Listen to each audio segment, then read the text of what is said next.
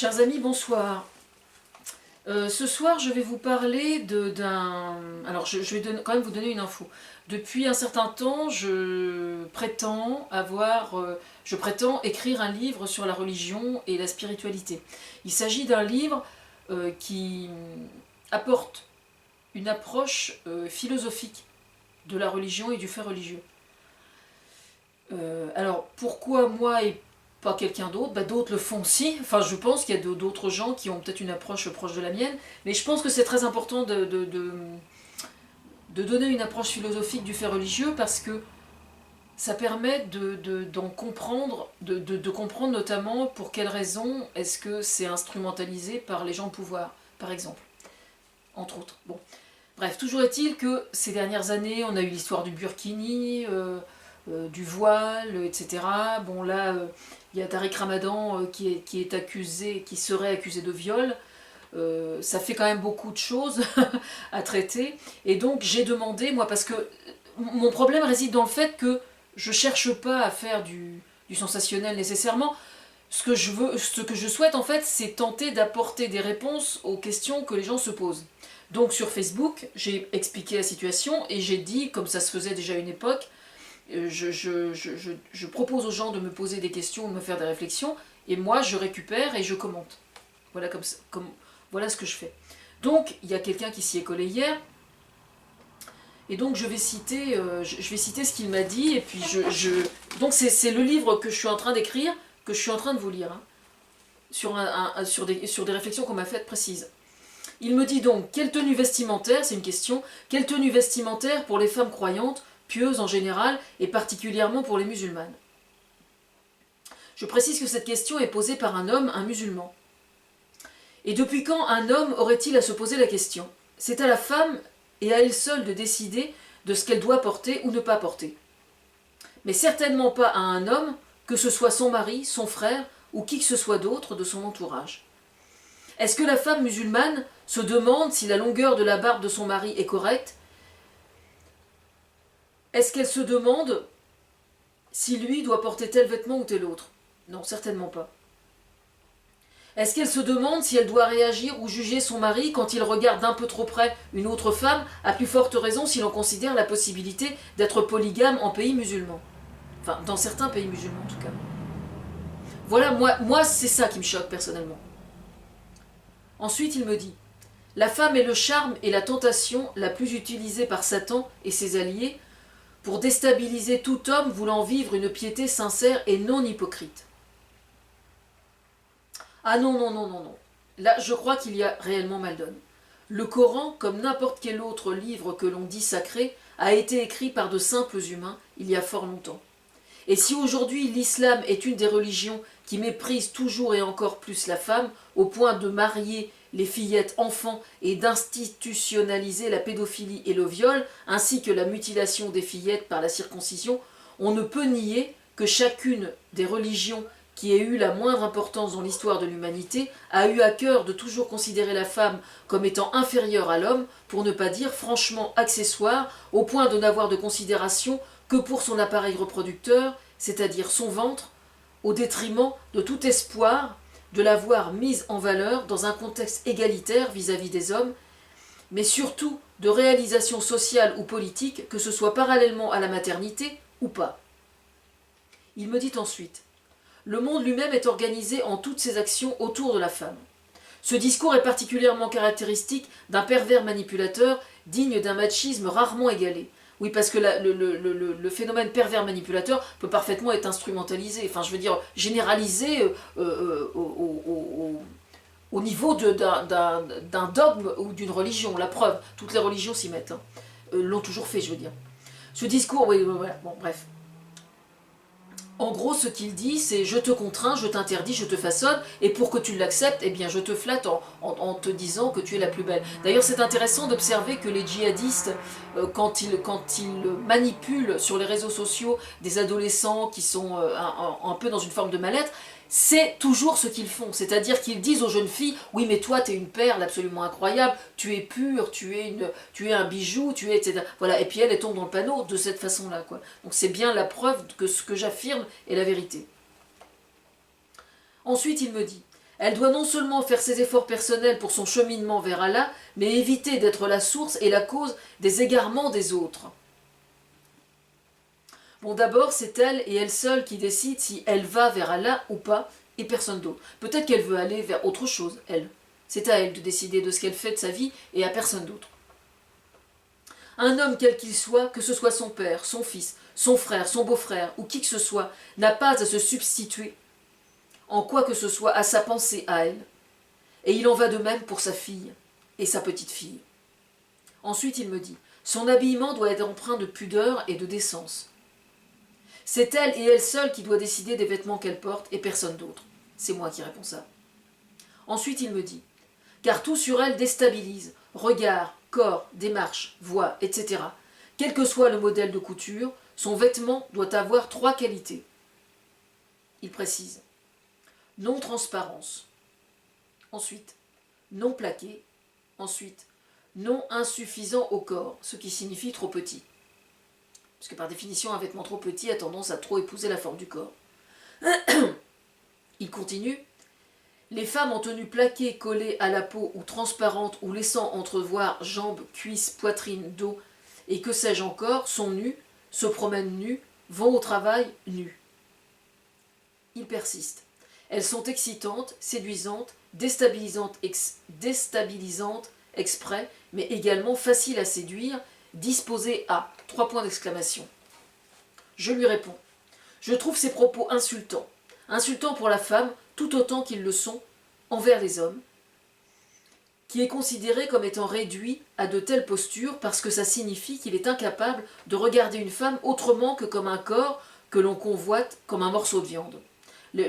L'accusation vis-à-vis de Tariq Ramadan est particulièrement interpellant sur ce point, justement. Il persiste. Une personne sans pudeur ni honte n'a pas la foi, et sans foi, pas d'islam. Moi, personnellement, je pense avoir la foi et je ne suis pas musulmane. Je suis de culture judéo-chrétienne, et je suis baptisée. Je réponds. Eh bien, j'ai une révélation à vous faire. On peut vivre parfaitement ouvert d'esprit, d'une part, en croyant en une puissance supérieure, quel que soit le nom qu'on lui donne, et adhérer à un culte qui soit autre que l'islam, comme la chrétienté par exemple, le bouddhisme ou la judaïté, et bien d'autres encore.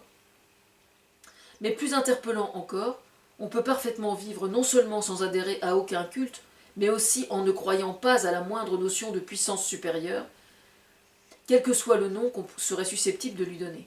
En effet, la spiritualité est une notion qui inclut le fait de croire en cette puissance supérieure, mais qui inclut aussi tout autant de façon équivalente d'adhérer à certaines valeurs qui sont également revendiquées par certaines religions, comme la bienveillance vis-à-vis de son prochain, la compassion ou d'autres valeurs particulièrement altruistes qui ont été particulièrement développées à l'époque des Lumières ici en France. C'est pour cette raison d'ailleurs que les philosophes qui ont étudié les phénomènes religieux et que je n'ai pas lu, enfin, excepté quelques-uns, non, même Montaigne, j'ai pas lu Montaigne, j'ai lu Rousseau, ce qui est déjà pas mal. Où est-ce que j'en étais? Ouais, les différents panels, oui, je parle donc des phénomènes religieux, et je n'ai jamais lu, pour information, ont toujours veillé à décrire les différents panels adoptés vis-à-vis du phénomène religieux, et qui sont les suivants. Entre autres, l'athéisme ou l'agnosticisme, par exemple. Moi, je me considère comme agnostique. L'athéisme, sauf erreur de ma part, enfin, j'ai traité de ces sujets-là dans mon livre, hein, c'est rédigé depuis plusieurs années déjà. Mais au sujet de l'agnosticisme, moi je me revendique comme agnostique. La définition de l'agnosticisme, ça consiste à considérer que l'on croit en Dieu, mais qu'on n'éprouve absolument pas la nécessité de le prouver en quoi que ce soit. Et ça pour moi c'est quelque chose de fondamental. C'est ça précisément avoir la foi. C'est-à-dire croire même si on n'a pas la preuve.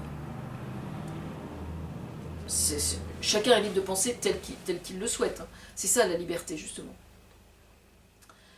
Mais revenons-en à la pudeur dans laquelle se drape, si j'ai bien compris, non pas la femme à qui on l'impose, mais l'homme qui la revendique sur le corps de la femme comme une cage souple et vestimentaire pour refuser d'assumer son côté bestial, incapable de contrôler ses pulsions sexuelles. Je suis féministe et de culture judéo-chrétienne, et ça ne m'empêche pas d'être relativement pudique. Mais si la pudeur est une posture que je peux comprendre, je considère qu'en aucune façon elle doit être revendiquée par les hommes pour assouvir les femmes. Je trouve au contraire qu'une culture qui cherche à imposer aux femmes un désir anormalement appuyé sur le fait de cacher sa féminité induit un comportement plutôt malsain chez les hommes parce que ça signifie qu'il est normal qu'ils ne maîtrisent pas leur pulsion sexuelle. Une femme qui montre sa chevelure et qui revendique le fait de ne pas porter le voile ne cherche qu'à revendiquer le fait de montrer à autrui qu'elle existe en tant que personne avec une identité qui lui est propre. Le choix de sa coiffure ou ses vêtements n'étant alors que des prétextes à en afficher ce qu'elle désire, elle et personne d'autre. Il est bon de noter que sur le plan de la santé publique, que s'il est vrai que de vouloir bronzer à tout prix et se dénudant et s'exposant au soleil induit le risque de fabriquer ses futurs cancers de la peau, est tout aussi inquiétant l'utilisation de crèmes bronzantes qui font courir un risque écologique à la faune marine en modifiant l'eau de mer. Le comportement adverse, et sans qu'il ne soit question d'observer ce phénomène sociétal sous l'angle moral ou religieux, induit chez les femmes dont la peau est trop cachée, qu'elle soit trop peu exposée à la lumière et au soleil, entraînant de ce fait un déficit en vitamine D qui ne peut être apporté, elle, que par les rayons du soleil. Cette posture induit donc qu'elle est mise en danger par ces théories que l'on dit pudiques. Ensuite, il dit qu'Allah fasse comprendre à toutes qu'elles ne doivent pas porter la lourde responsabilité d'avoir été l'objet de péchés d'autrui, car leur premier regard est innocent, le second est contre eux, et est le départ de 1000 souffrances suivies de regrets. Je lui réponds. Je ne sais pas si ces mots sont tirés du Coran, mais je trouve amusant d'observer que le second regard serait tourné contre eux, donc les hommes, et pas contre elles, donc contre les femmes. Et oui, mais c'est bien sûr, quand une femme se fait violer, c'est bien évidemment parce qu'elle l'a bien cherché, n'est-ce pas? On connaît ça aussi, nous, ici, dans les pays occidentaux. Et pour ce qui concerne le fait de devenir éventuellement des sources de souffrance, je ne saurais trop recommander à chaque musulman de faire son examen de conscience vis-à-vis des femmes de leur entourage, comme on dit vulgairement, ça ne peut pas faire de mal. Clin d'œil à Guillaume Gayenne sur France Inter, dont l'émission s'appelle « Ça ne peut pas faire de mal ». Voilà, alors si j'éprouve le besoin de lire ça ce soir, ces temps-ci, c'est parce que, évidemment, il y a toute cette histoire de dénonce ton port, etc. Le Tariq Ramadan qui serait accusé de viol, je parle au conditionnel parce que il semble quand même que la plainte a été déposée, donc ça ne doit pas être un hasard. Je pense malheureusement qu'une religion qui a pour principe de marier des fillettes et de trouver parfaitement légitime de mépriser la femme, prédispose malheureusement, effectivement, à ce type de comportement. Maintenant, les musulmans d'aujourd'hui ne sont pas responsables de ce qui est écrit dans le Coran, mais c'est à eux de prendre leur distance par rapport au Coran, justement. Bon. Ensuite, si j'éprouve le besoin de lire ce texte aujourd'hui, c'est parce que j'ai vu aujourd'hui qu'il y avait un problème dans une ville, je ne sais plus exactement, au sujet des prières de rue. Je considère, moi je serais tentée de dire que j'ai tout contre l'islam, mais je n'ai rien contre les musulmans, aussi étrange que ça puisse paraître. Alors maintenant, il y a des gens que ça va déranger, bien évidemment, mais c'est pas très grave, je suis une femme courageuse, donc j'accepte de déranger. Non mais si je fais cette vidéo aujourd'hui, c'est précisément parce que j'ai vu le reportage ce midi, et je considère que quand on vit dans un pays qui revendique justement la liberté d'expression et la liberté de culte qui fait partie intégrante des droits de l'homme, je considère que les musulmans sont en droit d'attendre eux aussi d'avoir des lieux de culte. Voilà. Alors, j'ai bien entendu qu'apparemment, comme on dit vulgairement, le torchon brûle entre la municipalité et les musulmans parce qu'ils ont proposé un local et les musulmans le refusent, mais je ne sais pas pour quelle raison. Alors moi, je me propose de servir de médiateur. Ça ne me dérange pas, je trouverai le moyen d'arranger ça parce que la médiation, c'est une de mes qualités, je pense. Voilà.